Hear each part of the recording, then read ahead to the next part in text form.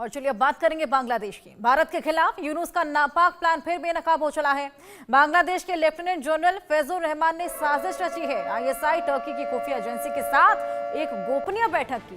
Spain में फैजुर की मुलाकात हुई आईएसआई और एमआईटी के अधिकारियों से, और इसमें 8 अप्रैल को तीनों देशों के अधिकारियों के बीच बातचीत हुई। भारत से चिकन नेक को अलग करने की यहाँ पर प्लानिंग बनी है। रॉ के पूर्व अफसर एनके सूद का यह सनसनीखेज खुलासा निकलकर सामने आया। 8 अप्रैल को यह गोपनीय बैठक हुई है। गोपनीय बैठक में चिकन नेक को यहां पर भारत से अलग करने की एक और साजिश, जो कि अब बेनकाब हो चली। हमने देखा किस तरीके से जब यूनुस और जिनपिंग की मुलाकात हुई थी, उस बीच भी जब कोई कॉन्टेक्स्ट भी नहीं छिड़ा था, लेकिन यूनुस चिकन नेक का जिक्र करते हुए नजर आए थे। बातचीत आपस में द्विपक्षीय वार्ता होनी थी, उसके बावजूद यहां पर भारत की बात बीच में छेड़ दी गई थी। और उसके बावजूद हमने देखा कि अपने बयानबाजी से यूनुस बाज नहीं आ रहे हैं, जबकि पीएम मोदी ने यहां पर दोनों की वार्ता के बाद नसीहत भी दी थी कि तमाम तरह की बयानबाजियों से बचें। और इसी बीच आप देखिए कि चिकन नेक को अलग करने के लिए यहां पर एक और साजिश, ट्रिपल साजिश, जो कि बेनकाब हो गई। चिकन नेक को अलग करने की प्लानिंग बन रही थी यहां पर।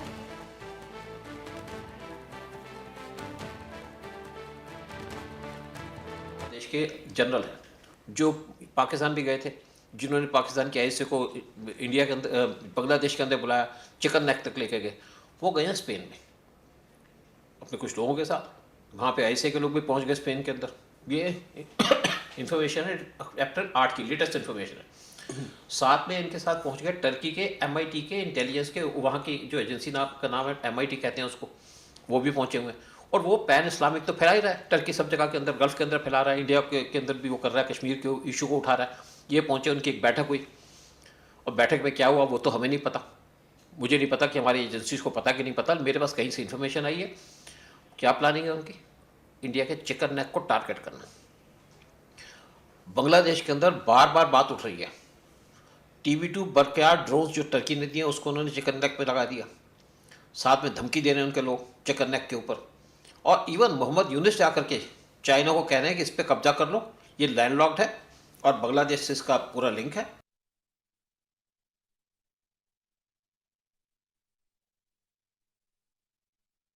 जो कि बेनकाब हो गई है। आइए आपको ये भी बताते हैं कि आखिर ये चिकन नेक जिसका जिक्र बार बार हो रहा है, यह है क्या, जिसको लेकर यहां पर तमाम प्लानिंग्स की जा रही हैं अलग करने की। इसे सिलीगुड़ी कॉरिडोर भी कहा जाता है। पश्चिम बंगाल के सिलीगुड़ी के आसपास का ये इलाका है। ऐसे में 60 किलोमीटर लंबा और 22 किलोमीटर चौड़ा ये इलाका, जिसे भारत से अलग करने की लगातार साजिश बांग्लादेश रच रहा है। सिलीगुड़ी कॉरिडोर के नाम से भी ये जाना जाता है। तुर्की, पाकिस्तान और फैजुर रहमान की ये सीक्रेट मुलाकात, गोपनीय मुलाकात रही, जहां पर भारत से चिकन नेक को अलग करने की साजिश, प्लानिंग यहां पर की जा रही थी। और ऐसा पहली बार नहीं हुआ, ट्रिपल साजिश तो थी ही। इससे पहले भी हमने देखा जब यूनुस और जिनपिंग की मुलाकात हुई थी, तब भी चिकन नेक का जिक्र छिड़ा था, जबकि तब छिड़ा जब वहां पर कोई कॉन्टेक्स्ट भी नहीं था चिकन नेक को लेकर, भारत को लेकर। उसके बावजूद यहां पर यूनुस ने चिकन नेक का जिक्र वहां पर छेड़ा था। चिकन नेक क्या है, चिकन नेक का रणनीतिक महत्व क्या है, आइए ये भी बताएं। चिकन नेक पर चीन, पाकिस्तान की बेहद बुरी नजर है। चिकन नेक से भारत पर नजर रखी जा सकती है। इसी के चलते अलग करने की तमाम कोशिशें, भारत में सैन्य मौजूदगी और गतिविधियों की जासूसी मुमकिन हो सकती है। भारत के पास भूटान के इलाके में चीन निर्माण कर रहा है। ये रणनीतिक महत्व है चिकन नेक का। चिकन नेक कॉरिडोर भारत के पूर्वी राज्यों का एकलौता प्रवेश द्वार। सिलीगुड़ी कॉरिडोर पूर्वी भारत के राज्यों में सैन्य रसद आपूर्ति के लिए बेहद अहम हो जाता है, और इसी को भारत से अलग करने की यहां पर साजिश रच रहे हैं बांग्लादेश, पाक और तुर्की। भारत के लिए क्या मायने हैं इस चिकन नेक के? पूर्वोत्तर भारत में सिलीगुड़ी कॉरिडोर है। सिलीगुड़ी कॉरिडोर भारत का चिकन नेक कहा जाता है। मैप में भी आप देख सकते हैं किस तरीके से चिकन नेक उभर कर जो सामने आ रहा है। सिलीगुड़ी कॉरिडोर भी इसको कहा जाता है। नॉर्थ ईस्ट के 7 राज्यों को भारत से ये जोड़ता है। बेहद अहम ये हो जाता है भारत के लिए। इन राज्यों की सुरक्षा बेहद अहम है, और वही सुरक्षा के लिए ये बेहद मददगार साबित होता है। 4094 किलोमीटर का भारत बांग्लादेश बॉर्डर है और इसी को अलग करने की तमाम कोशिशें यहाँ पर की जा रही हैं। हमारे साथ अरविंद सिंह तेजावत, विदेश मामलों के जानकार, कर्नल टीपी त्यागी, डिफेंस एक्सपर्ट हैं, जुड़ गए हैं। आइए इनसे बातचीत करेंगे। अरविंद जी, ये पहली बार नहीं है जब चिकन नेक का जिक्र हुआ है। इससे पहले भी हमने देखा यूनुस और जिनपिंग की जब मुलाकात हुई तो चिकन नेक का जिक्र वहां पर किया गया, जबकि कोई कंटेक्स्ट भी नहीं छिड़ा था। और अब ये ट्रिपल साजिश है जो कि बेपर्दा हुई है। गोपनीय बैठक करते हैं सबसे पहले तो, और चिकन नेक को अलग करने की कोशिशें कर रहे हैं यहाँ पे। बिल्कुल ठीक कहा। पहले तो ये समझना चाहिए कि चिकन नेक का हमारे लिए इम्पोर्टेंस क्या है। बात यह है कि चिकन नेक ही वह है, या सिलीगुड़ी कॉरिडोर जिसको हम लोग कहते हैं, वह हमारे जो 7 सिस्टर्स हैं, जो 7 स्टेट्स हैं नॉर्थ ईस्ट से, उससे हमारा जुड़ाव करता है। पर यहाँ ध्यान देने वाली बात यह है कि जहाँ तक हमारे दर्शकों की बात है, उनको इस तरीके की किसी भी कॉन्स्पिरेसी से कोई भी घबराने की जरूरत नहीं है। कारण ये है कि जो लोग ये षड्यंत्र रच रहे हैं, न तो वो इतने ताकतवर हैं कि वो कुछ कर सके, न चीन में वह ताकत है कि वह भारत को किसी भी तरीके से नॉर्थ ईस्ट के इन सभी राज्यों से दूर कर सके। महत्वपूर्ण बात यह है कि प्रशासनिक तौर पर, सामाजिक और सांस्कृतिक तौर पर भारत का इन सभी राज्यों से इतना बेहतर जुड़ाव है, और पिछले 100 वर्षों में वह जुड़ाव और अधिक हुआ है कि इसको किसी भी तरह से भारत से अलग करना संभव ही नहीं है। अब ऐसी चर्चा क्यों हो रही है, इस पे हमें जान लेना चाहिए। दरअसल जब मैं यूनिवर्सिटी में पढ़ा करता था तो भारत के एक फॉरेन सेक्रेटरी हुआ करते थे, प्रोफेसर जगत मेहता। तो जगत मेहता साहब को जब वहां हमने कॉलेज में इनवाइट किया तो उन्होंने पाकिस्तान के संदर्भ में एक बहुत ही मजेदार बात कही, और ये बात उन्होंने रिटायर्ड होने के बाद कही। उन्होंने ये कहा कि 71 का वॉर कहते हैं कि पाकिस्तान ने किया था, और प्लानिंग तो सारी भारत की ही थी। तो अगर सही मायने में देखा जाए तो भारत ने बहुत पहले ही बंकर खोदने शुरू कर दिए थे। जब पाकिस्तान ने हमला किया और भारत ने उस पर जवाबी कार्रवाई की, तब तक इंदिरा कैबिनेट के सारे ही मंत्री पूरे विश्व में छितरे हुए थे ताकि ये शक न हो कि भारत की प्लानिंग है। तो मुझे लगता है कि कुछ अगर बांग्लादेश ने वह सावधानी नहीं बरती तो उसके साथ भी कुछ वैसा ही हो सकता है कि दोष पूरा बांग्लादेश पे आएगा और इसमें भारत के हित पूरे हो जाएंगे। क्योंकि जिस तरीके से यूनुस साहब जो सारी चीजें कर रहे हैं वो बांग्लादेश के हित में तो किसी भी तरीके से नहीं है, और जो चीन है उसमें बिल्कुल भी दखल देने की स्थिति में है नहीं, क्योंकि इसके युद्ध के अच्छे या बुरे परिणाम केवल और केवल बांग्लादेश को ही भुगतने पड़ेंगे। बिल्कुल, खामियाजा बांग्लादेश को ही भुगतना पड़ेगा। अरविंद जी, आप दोनों के पास मैं वापस लौटूंगी।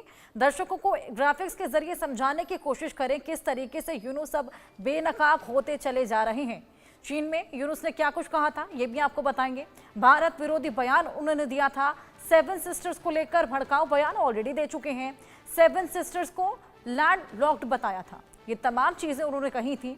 7 सिस्टर्स को लेकर भड़काऊ बयान ऑलरेडी दे चुके हैं। पीएम मोदी ने भी नसीहत यहां पर दी थी, भड़काऊ बयान देने से बचें, इलाके के समुद्र का संरक्षक खुद को बताया था। यूनुस ने चीन को ये बड़ा ऑफर भी दिया था कि सीमा के पास निवेश आप करें जिससे आपको खासा फायदा होगा। वहीं यूनुस ने चीन में क्या कुछ कहा ये भी बताते हैं। चीन में भारत के 7 उत्तर पूर्वी राज्य जमीन से घिरे हैं, ये बोलते नजर आए थे। राज्यों के पास समुद्र तक पहुंचने का रास्ता नहीं है। वहीं बंगाल की खाड़ी में समुद्र के एकमात्र संरक्षक हैं। ये तमाम बड़ी बातें बोल रहे थे। बंगाल की खाड़ी में चीनी इकोनॉमी का विस्तार संभव है। बंगाल की खाड़ी में चीजों को बेचना मुमकिन बनाया है। ये तमाम बड़ी बातें यूनुस वहां पर बोलते हुए नजर आए थे। हमारे साथ हमारे दोनों गेस्ट जुड़े हुए हैं, उनसे बातचीत करेंगे। टीपी त्यागी जी, आपके पास में आऊंगी। जिस तरीके से हम देख रहे हैं लगातार यूनुस बयानबाजी कर रहे हैं, हालांकि पीएम मोदी ने नसीहत भी दी थी, उसके बावजूद यहां पर अपनी बयानबाजी से बचते हुए नजर नहीं आते। चीन में भी उन्होंने चिकन नेक का जिक्र किया था, 7 सिस्टर्स का जिक्र किया था। क्यों, क्या मंशा है उनकी इसके पीछे? क्यों लगातार भारत के चिकन नेक के पीछे पड़ गए हैं वो? देखिए, सिलीगुड़ी कॉरिडोर जिसे चिकन नेक कहते हैं वो भारत की एचलीज हील है, यानी कि सबसे कमजोर नस। अब इस नस के ऊपर बहुत हमारे दुश्मनों की नजर है। उस नजर को बढ़ाने के लिए श्रीमान यूनुस साहब ऊटपटांग काम कर रहे हैं। इन्होंने चाइना जो पहले से ही 3 दृष्टि रखे हुए हैं, एक तो डोकलाम से, एक चुंबी वैली से और एक यूनुस साहब ने उन्हें 2 मौके और दे दिए तीस्ता नदी को वहां तक पुनः काम देने के लिए, और ये कहकर कि जो ये सातों सिस्टर्स जिन्हीं के नॉर्थ ईस्ट की स्टेट्स हैं ये लैंड लॉक्ड हैं और पूरा जो समुंदर है उसके एंट्रेंस का गार्जियन मैं ही हूँ, आइए और यहाँ पे व्यापार कीजिए, प्रोडक्शन कीजिए, फायदा उठाइए। उन्होंने तो नेपाल और भूटान तक के लिए भी कहा कि ये हाइड्रोलिक कंट्रीज हैं, हाइड्रो इलेक्ट्रिक पावर से फुल है, इनका इस्तेमाल कीजिए। खैर ये तो हो गया चाइना का। और इधर यूनुस साहब ने दूसरा काम ये किया कि उन्होंने जो कट्टरपंथियों के समर्थक हैं लेफ्टिनेंट जनरल रहमान उन्हें पाकिस्तान भेजा, और पाकिस्तान से वो आईएसआई के चीफ को बुला के ले आए। पहले तो सिलीगुड़ी कॉरिडोर पे ले गए, यानी कि उनके दिमाग में ये पहले से था। अब 8 अप्रैल को जानकारी के मुताबिक उसमें टर्की के भी आ गए एमआईटी के लोग। अब टर्की जो है वो पहले ही भारत से खार खाता है, क्योंकि ऑटोमन एम्पायर को गिराने में महत्वपूर्ण भूमिका भारत के सरदारों ने, सिखों ने निभाई थी। लिहाजा टर्की, पाकिस्तान और बांग्लादेश ये सब इकट्ठे हो गए। लेकिन जैसे अरविंद जी ने कहा, मैं इनकी बात से सहमत हूं कि ये सब मिलके भी कुछ नहीं कर सकते। खतरा कहाँ है? खतरा हमको इंटरनली है। शर्जील इस्लाम जैसे लोग भी यहाँ बैठे हुए हैं जो अपनी तकरीरें करते हैं कि वो सिलीगुड़ी कॉरिडोर जो पहले हिंदू ही रहते थे जहाँ पे, अब उसकी डेमोग्राफी बदल चुकी है, अब वहाँ मुसलमान आ चुके हैं, अब हम अगर थोड़े से लोग भी इकट्ठे हो जाए तो हम आसाम को काट देंगे, वरना सीएए और एनआरसी से उनको तकलीफ है। यानी कि हमको तकलीफ इन एक्सटर्नल लोगों से नहीं है, we are capable of looking after them. मैंने 71 का वार देखा है जो अरविंद जी ने कहा, मैं खुद उसमें लड़ा हूँ, वीर चक्र प्राप्त हूँ। मैं भी समझता हूँ इस बात को कि वो यहाँ भी हो सकता है। लेकिन शर्जील इमाम का क्या होगा? ये जो हाफ फ्रंट हमारे सीडीएस कहा करते थे, उस हाफ फ्रंट का क्या होगा? यहाँ पे हमें इस डेमोक्रेसी के अंदर कम से कम एक बात तो लानी पड़ेगी कि जो व्यक्ति देश की सिक्योरिटी के खिलाफ थोड़ा भी बोलेगा उसके ऊपर तादाद से ज्यादा एक्शन लिया जाएगा, क्योंकि सहनशीलता व्यक्तिगत चरित्र में 100% होनी चाहिए, मगर राष्ट्रीय चरित्र में 0 होनी चाहिए। और यही सहनशीलता की वजह से आज तक नुकसान उठाया जो भी उठाया, अब नहीं उठाना चाहते। तो एक फौजी होने के नाते मैं कहूंगा कि हमें ये बाहर की प्रॉब्लम कोई नहीं है, बस हमें ये शर्जील इमाम जैसे लोगों से जो प्रॉब्लम है उसके बारे में सरकार देख ले, एंड डोंट वरी। और ये यूनुस साहब तो कुछ दिन के मेहमान है, इन्होंने क्या किया? इन्होंने जैसे ही वो गए वकार साहब 5 दिन की यात्रा पे रशिया में, इन्होंने वहां के 6 बड़े ऑफिसर्स को हाउस अरेस्ट कर दिया। क्यों कर दिया? ये प्लानिंग किए हुए बैठे हैं कि उसे हटाया जाए, क्योंकि वो शेख हसीना का रिश्तेदार है, क्योंकि वो इन्हें धमकी दे चुका है कि आपसे लॉ एंड ऑर्डर संभल नहीं रहा है, मुझे इंटरवीन करना पड़ेगा। लिहाजा ये उसे हटाना चाहते हैं, उसका तख्ता पलट करना चाहते हैं। लेकिन अब वहाँ की पार्टी, वहाँ की फौज वो इनके खिलाफ है। हालांकि अभी इमीडिएट तो नहीं, लेकिन इनकी भी कुर्सी लंबे समय तक रहने वाली नहीं है। मैम बिल्कुल टीपी त्यागी जी, देखना होगा जिस तरीके से ये साजिशें लगातार कर रही हैं, मुंह तोड़ जवाब देने के लिए भारत पूरी तरीके से तैयार भी है। अरविंद जी आपके पास में आऊंगी, ये जो चीन और बांग्लादेश की गठजोड़ चल रही है, इसको लेकर भारत ऑलरेडी एक सॉल्यूशन 2008 में निकाल चुका है जिसका नाम है कालादान प्रोजेक्ट। क्या है ये प्रोजेक्ट? दरअसल उस प्रोजेक्ट के बारे में हम चर्चा करेंगे, पर जैसे कि अभी त्यागी साहब ने जो बात कही है उसी को हम थोड़ा सा आगे बढ़ाएं। तो मैं ये कहना चाहूंगा कि दरअसल अगर ये बहुत ही खतरनाक साजिश है। बेसिकली अगर नॉर्थ ईस्ट के स्टेट्स को अगर भारत से संपर्क जुदा कर दिया जाए तो उनकी हालत दरअसल उन मिडिल अफ्रीका के देशों की हो जाएगी जो लैंड लॉक्ड है। अगर हम जाम्बिया और वहां की बात करें, जाम्बिया जैसे कंट्री में भारत में जो चीज 100 रुपए की मिलती है वही जाम्बिया में 400 रुपए की मिलती है।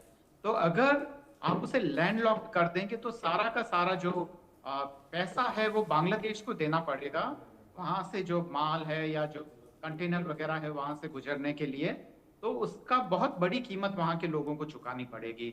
दूसरी बात यह है कि दरअसल अभी जो डिजिटल वर्ल्ड है उसमें जो खासकर मैं, क्योंकि मेरी वहां पे यात्रा भी हुई थी, मैं मार्च और फरवरी में मैं नागालैंड और असम गया था और वहाँ के गवर्नर्स वगैरह से भी मिला था और वहाँ के स्टेट्स के बारे में बातचीत भी हुई। और फिर वे गवर्नर्स यहाँ भी आए थे हरियाणा में, और जहाँ उन्होंने अपने लेक्चर्स डिलीवर किए थे। तो उन सारी चीजों को और ये देखते हुए कि ये पहला जो सामने सामने वाला अनुभव है वो ये है कि नॉर्थ ईस्ट के जितने भी स्टेट हैं उनका किसी भी तरीके से बांग्लादेश अथवा चीन से न तो कोई सांस्कृतिक मेल मिलाप है, यह लगभग तय है। और 100 सालों में वहां पे हिंदी फिल्में जितनी वहां पे लोकप्रिय हुई है, जितना वहां पे सब कुछ हुआ है, इसलिए ये दूर की कौड़ी है। दूसरा, मैं इस चीज से व्यक्तिगत तौर पर सहमत नहीं हूं कि इस जो खासकर सिलिगुड़ी कॉरिडोर को खासकर भारत का मीडिया बिल्कुल भी चिकन नेक ना करे। और ये बिल्कुल भी दुखती रग नहीं है। ये जो धारणा थी वो आज 50 साल पहले की है कि वह भारत की दुखती रग है, क्योंकि अब संपर्क के इतने बहुत सारे तमाम ऑल्टरनेटिव्स हैं कि हमें दरअसल वो जो है। और दूसरी बात है कि भारत सैनिक तौर पे इतना मजबूत है कि कोई उस पर बुरी नजर डालना तो दूर की बात सोच भी नहीं सकता है। हाँ, इस बारे में अगर कोई षड्यंत्र या चर्चा होती है तो उसका खामियाजा उसी राष्ट्र को भुगतना पड़ेगा।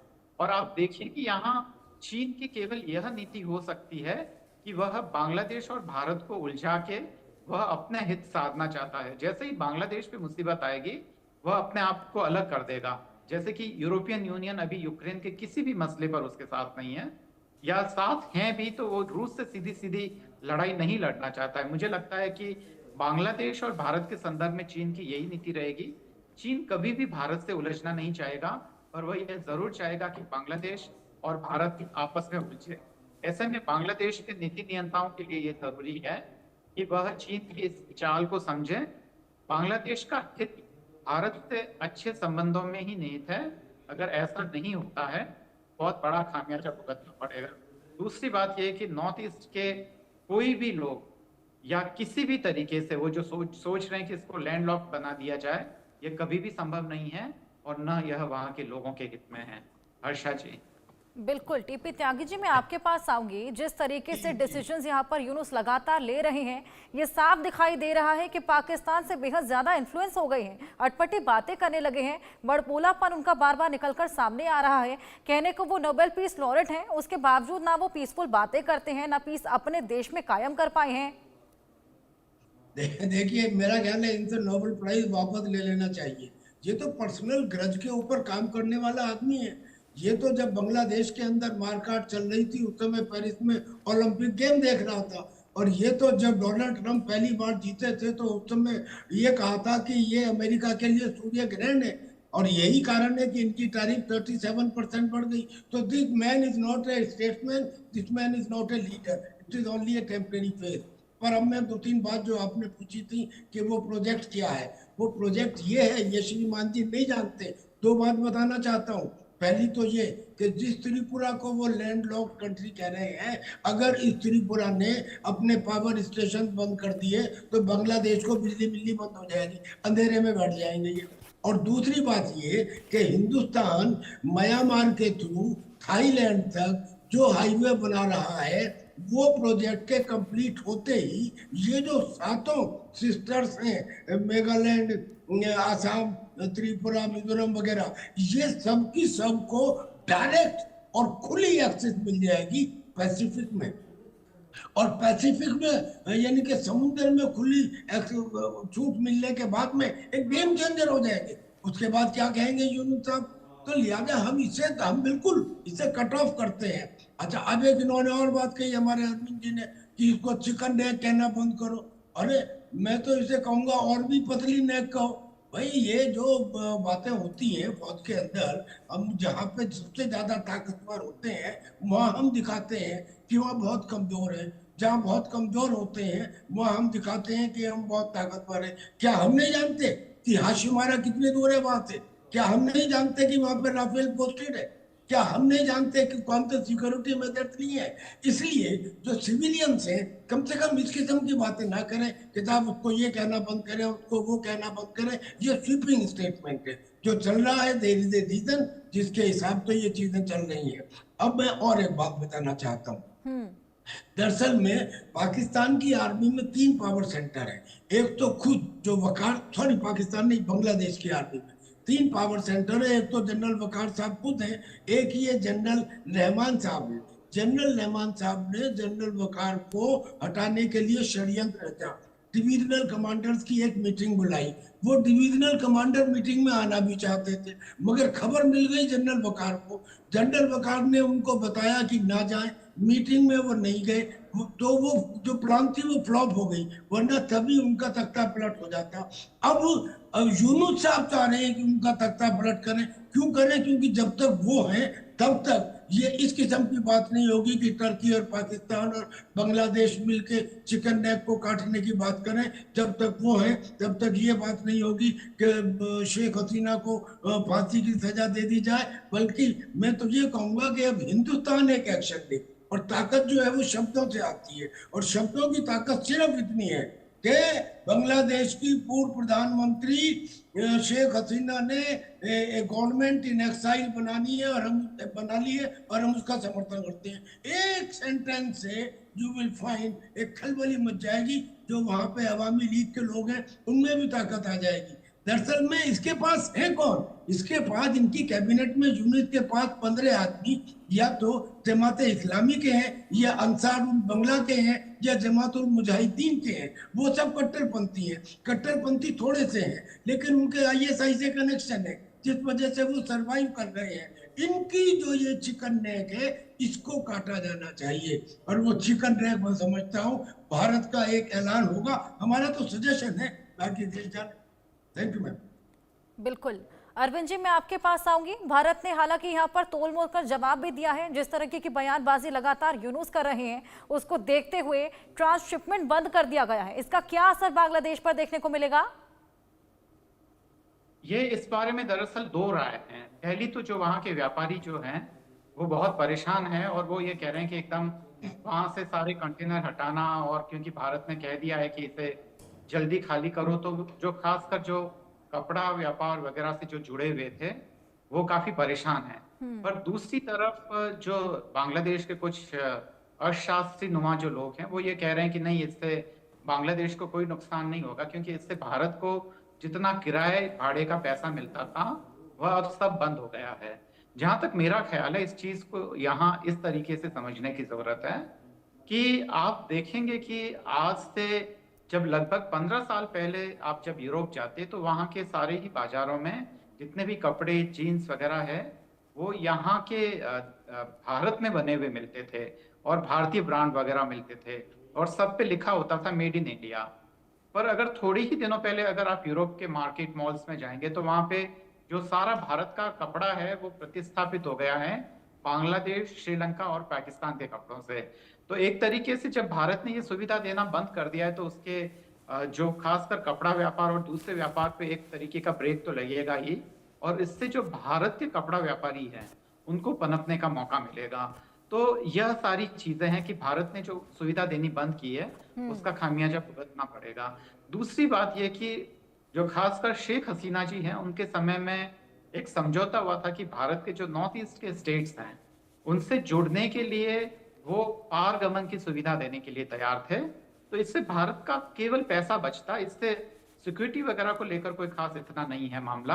तो भारत को जो जिसको हम सिलीगुड़ी कॉरिडोर कहते हैं, वहां से जो जाकर जो अतिरिक्त जो पेट्रोल का पैसा खर्च करना पड़ता वह आसान हो जाता।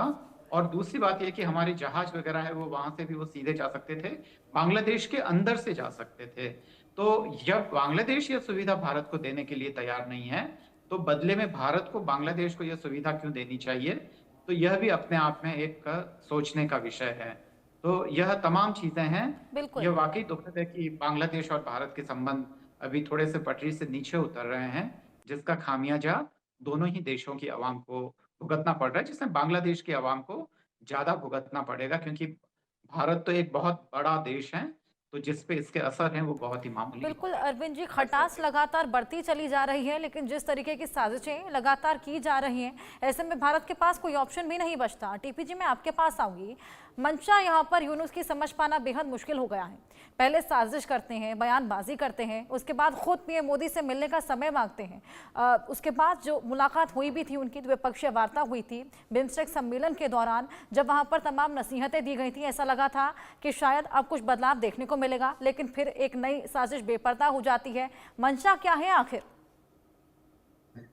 देखिए, मैं इस किस्म के शब्द तो इस्तेमाल नहीं करना चाहता, लेकिन वो व्यक्ति जिसे बांग्लादेश की आज़ादी के लिए हिंदुस्तान का एहसानमंद होना चाहिए था, उस व्यक्ति के राज के अंदर शेख मुजीबुर रहमान की प्रतिमा को गिरा दिया गया, उनके घर पे अटैक किया गया, हर वो एक्शन किया गया जिसमें भारत ने मदद दी थी 1971 में। लिहाजा उनसे वफा की कोई उम्मीद करना ये तो बेकार है।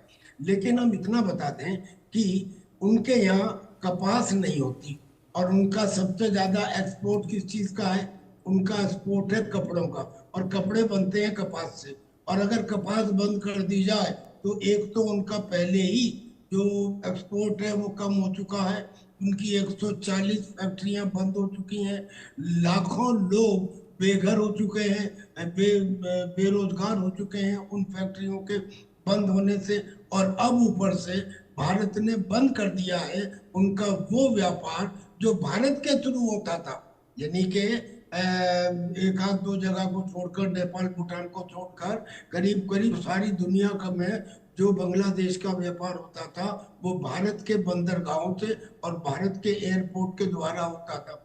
वो बंद करने की वजह से अब जो वो एक्सपोर्ट करेंगे वो महंगा हो गया, और उसके ऊपर टैरिफ लग गई 37%, यानी कि मुनाफा और पैसा खत्म। एज इट इज उनकी जीडीपी गिर रही है, पर कैपिटा इनकम टैक्स गिर रही है, वहाँ की फैक्ट्रियां बंद हो रही हैं, लोग बेरोजगार हैं। ऐसी स्थिति में वो आगे क्या कर सकते हैं अलावा इसके कि इतनी सिचुएशन खराब हो जाए कि या तो मिलिट्री टेक ओवर कर ले, जो वहां पे 1 दर्जन बार पहले ही हो चुका है, और या वहां पे सिविल वार हो। लेकिन इनकी स्टेबल गवर्नमेंट का रहना, जो ये अपने आप को समझते हैं, अनलाइकली है। एक बात और है, तीन तरफ से, यानी कि बांग्लादेश है क्या, अगर आप इसकी ज्योग्राफी को देखें तो बांग्लादेश 3 तरफ से हिंदुस्तान से घिरा हुआ है, और एक तरफ जो है वहां पे समुद्र है, और समुद्र की एंट्रेंस में बेशक बांग्लादेश है, मगर वो एंट्रेंस है तो बे ऑफ बंगाल में, और बे ऑफ बंगाल में किसका दबदबा है? बे ऑफ बंगाल में हिंदुस्तान का दबदबा है। यानी कि हम ये कह सकते हैं कि बांग्लादेश पूरा चारों तरफ से हिंदुस्तान से घिरा हुआ है। लिहाजा हमारे बगैर तो उसका गुजारा ही नहीं है। ये तो हमारी आदत रही है एक लूज रोप देने की, जब तक तुम्हारी मर्जी है स्वच्छंद घूमो, जिस रोज लिमिट से बाहर हो जाओगे यही रोप जो दी है ये तुम्हारे गले में फांसी का फंदा बन जाएगी। हम बिल्कुल कर सकते हैं, और ये वही इशारा है जो आनंद जी ने पहले कहा था, अरविंद जी ने, 1971 में अगर 3 दिसंबर को पाकिस्तान ने युद्ध ना शुरू किया होता तो 4 दिसंबर को हिंदुस्तान युद्ध करता पाकिस्तान के ऊपर। आप इसका इशारा जो दर्शक है आपके वो समझ गए होंगे कि it is only a time which has been given के either bend yourself or perish. बिल्कुल, this is going to happen. बिल्कुल बिल्कुल त्यागी जी, साजिशें बेशक तमाम कर ली जाए, लेकिन मुंह तोड़ जवाब देने को भारत हमेशा तैयार। बहुत शुक्रिया अरविंद जी, बहुत शुक्रिया टीपी त्यागी जी, आपका हमारे साथ जुड़ने के लिए और अपने अपने इनसाइट्स हमारे साथ शेयर करने के लिए।